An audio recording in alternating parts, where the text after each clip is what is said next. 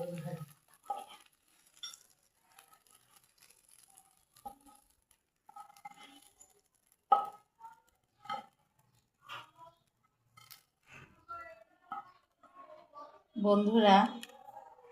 দেখুন তো আমার করলা ভাজিটা আপনাদের কাছে কেমন লাগে।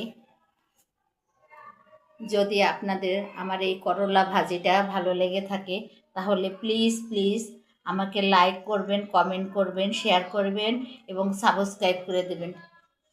বন্ধুরা সবাইকে শুভেচ্ছা জানিয়ে আজকের মতো বিদায় নিচ্ছি। আল্লাহ হাফেজ।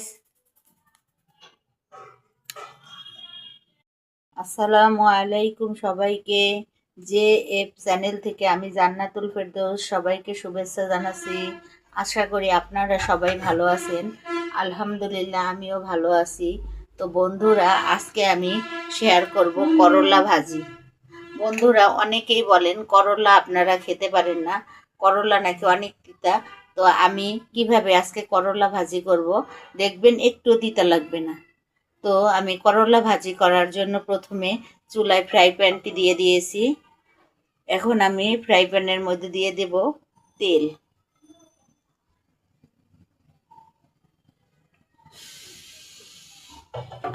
বন্ধুরা আমি এখানে সয়াবিন তেল দিয়ে দিয়েছি এবং চুলার হিটটি আমি লো টু মিডিয়াম হিটে রেখেছি।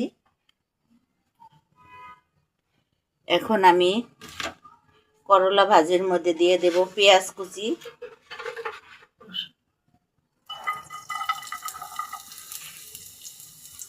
দিয়ে দিচ্ছি রসুন কুচি, দিয়ে দেব কাঁচামরিচ কুচি। এখানে আমি কাঁচামরিচ ফালি করে রেখেছি।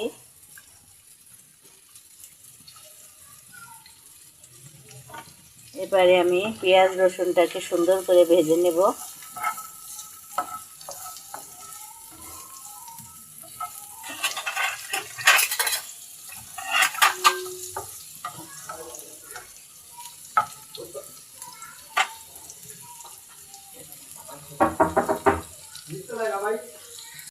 বন্ধুরা দেখুন পেঁয়াজ এবং রসুন কাঁচামরিচ ব্রাউন কালার হয়ে গিয়েছে। এখানে আমি করলা কেটে রেখেছি। বন্ধুরা আমি কিন্তু করলাগুলো কেটে তারপর ধুইনি, আগে আস্ত করলাগুলো আমি ধুয়েছি, ধোয়ার পরে আমি কেটে নিয়েছি। এখন আমি দিয়ে দেব করলা।